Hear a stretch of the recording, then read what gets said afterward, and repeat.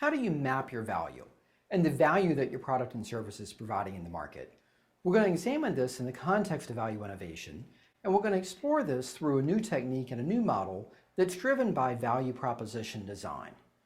With value proposition design, we're really looking at the element of fit regarding two areas. One is the value map, the value proposition map, and the other is the customer profile, and that would be the customer segment profile. When we examine the value map, this really works to describe the features of a specific value proposition in your business model. To put it more simply, we want to look at three things. We want to look at the product and services that a value proposition is built around. So kind of what do you do, or what's the benefit of what you do? We want to look at the pain relievers of how your product and services alleviate customer pains, inconveniences, undesirable elements. And thirdly, we want to look at the gain creators. What is it that you're doing that enables customers to have benefits and to improve their lives in some way?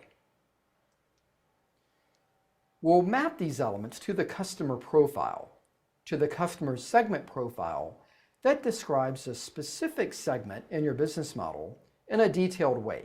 And we're going to look at that along three different facets. One is customer jobs, really working to understand what customers are trying to get done in their work, in their personal life, and in some expression of their own wants and needs.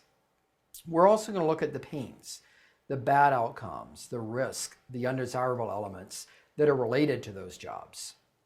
And we're going to look at the gains. What is it that the customer wants to happen? What do they want to achieve? What are the concrete benefits that they are seeking as part of those jobs? And then it's that element of fit when we work to map the value to those needs that really gives us insights on, are we doing the intended job? Are we having the intended impact that we hope to have? Steps to understand this really begins with visualizing what matters to your customers, and it really starts with putting yourself in their shoes. So as you do customer analysis, you will have selected a customer segment that you want to target, that you want to profile as step one. From there, you want to identify the customer jobs. You want to understand what is it that they're trying to complete, what is it that they're trying to accomplish as related to the products or services that you have in mind. The third element is to identify the customer pains. What are the downsides? What are the unintended elements? What are the obstacles or risk that they incur in trying to get that job done? The fourth element is identifying the customer gains. What outcomes and benefits do they have in mind to achieve? Lastly, in step 5, we want to prioritize each of these. Not every gain is equal. Not every pain is equal. So we want to order, respectively, the job, the pain, the gain, to really understand the ones that are most extreme, the ones that are most essential, from the ones that are nice to have, or the ones that are really not that important at all when considered versus the others. For the mapping element, once we've done that, we can list the products or services of our value proposition. We can outline the pain relievers that we have and see how they map to what the customer has told us. We can also look at the gains in part 3, and we can think about how the products or services that we aim to create can assist in helping customers realize that gain. And we can look at the relative order of importance in this context of ranking products and services, the pain relievers and the gain creators, according to how essential they are to customers.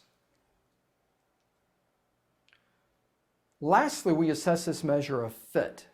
Once we have outlined and defined our value proposition on the left-hand side, we can, one, be sure that we have accounted for all the various elements that we believe add value. But more importantly, we can look at the right-hand side and really think about, are there jobs, pains, or gains that we do not address? This helps us in determining, are there elements that we need to rethink or redesign in our value proposition, in the features and benefits of our product? Or are there elements that we spend a lot of time or spend a lot of money in developing that aren't that important, that we may be able to remove and then refocus those elements? So this brings us back to thinking about different elements of the value curve. And are there things that we can reduce or eliminate because they aren't key drivers of a customer's decision to buy and experience our products or services? So in summary, when we think about value proposition design, we want to start with seeking some evidence, hearing that voice of the customer about what do they care about, specifically what jobs, pains, and gains do they experience. We want to design our value proposition towards that and test that.